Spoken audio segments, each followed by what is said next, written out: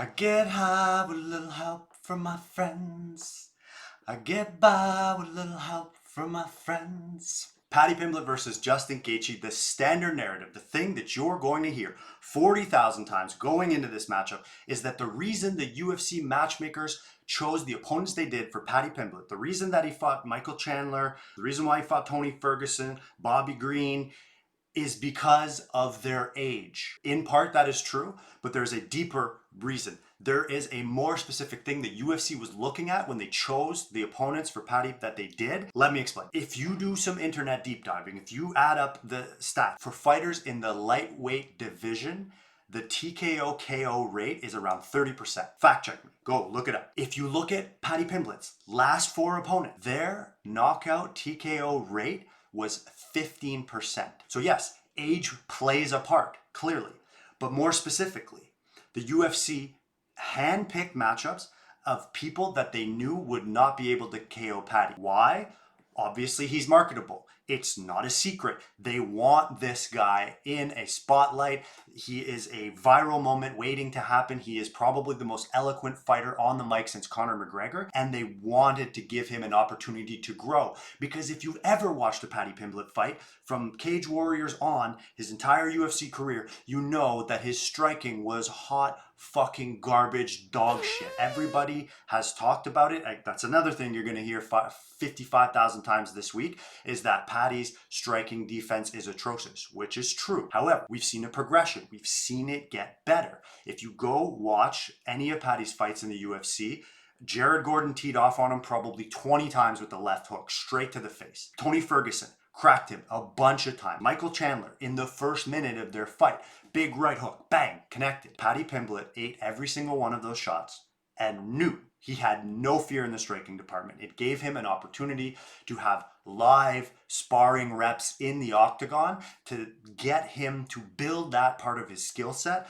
so that he could arrive at this point where they give him the marquee on the fucking billboard. Here we go. Win this. Now you have officially made it. There's one characteristic that Paddy Pimblett has that we're going to see, like rubber meets the road. Truly, how good is Paddy Pimblett's chin? This will be the first time in his career that he has to face an actual power puncher. And again, if you've ever watched the Justin Gaethje fight, you know that specifically Trevor Whitman has come out and said it. Justin Gaethje has talked about it. They have to work on Justin Gaethje's striking to not put 1,000% in every single punch. Justin Gaethje wants to remove your fucking head from your body. It's how he won all the bonuses. It's why he's such an entertaining fighter. He is a headhunter. He's a brawler. So for the first time in his career, we're going to see if Paddy Pimblett can take a real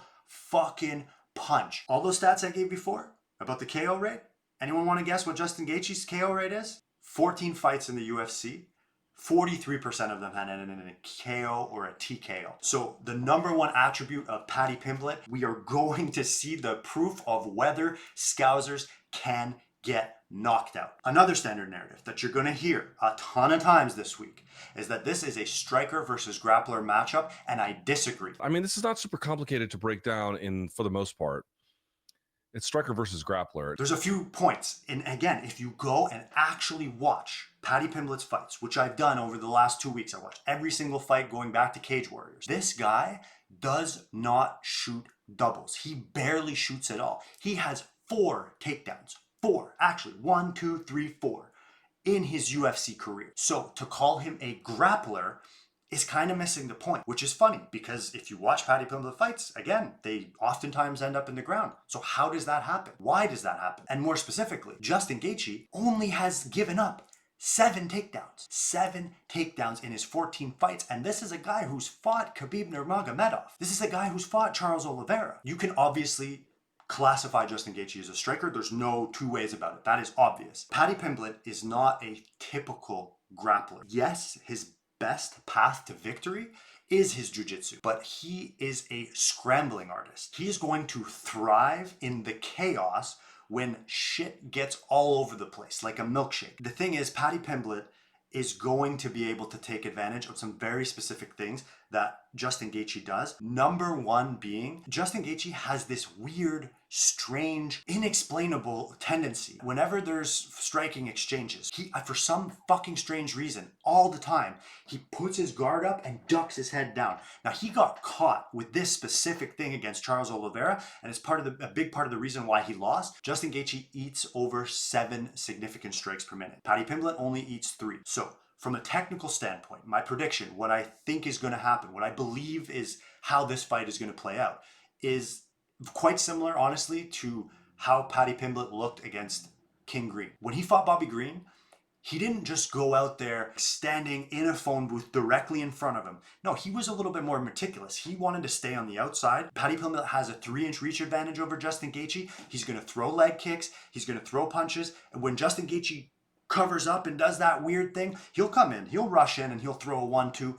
Maybe he'll catch him, maybe he won't. If Paddy Pimblett can keep this a distance striking battle until when they get close, that's when you're going to see tie-ups. That's when you're going to see grinding against the fence. That's when you're going to see weird scrambles where if Paddy Pimblett can leverage his jiu-jitsu skills, he'll get positions that can compromise Justin Gaethje. If he gets a finish by sub, that's how it's going to happen. Not from a double leg, not from shooting takedowns, but from those weird kind of unpredictable scramble situations where he can chain wrestle his way into getting a dominant position. Justin Gaethje, on the other hand, there's no fucking secret. The path to victory for him is getting the knockout. But how do I think it's going to come? The danger for Justin Gaethje, he is a exceptionally good pocket fighter because, again, he doesn't give a shit about getting hit. He'll take 1, 2, 3, specifically in that position that I was referencing before, when he puts his hands like this, boom, the fighter comes in, 1, 2, it's his counter striking from those positions. If Paddy Pimblett rushes, if he stays in the pocket,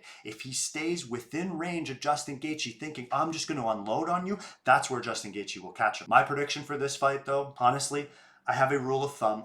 It's very simple. It sounds overly simplistic, but whenever I'm making a prediction on who I think's going to win the fight, I always ask myself the question, why did the UFC pick this matchup? What do they want to happen? Because basically I'm relying on the fact that they know their shit far fucking better than me. The UFC wants Paddy Pimblett to win. This is not a secret.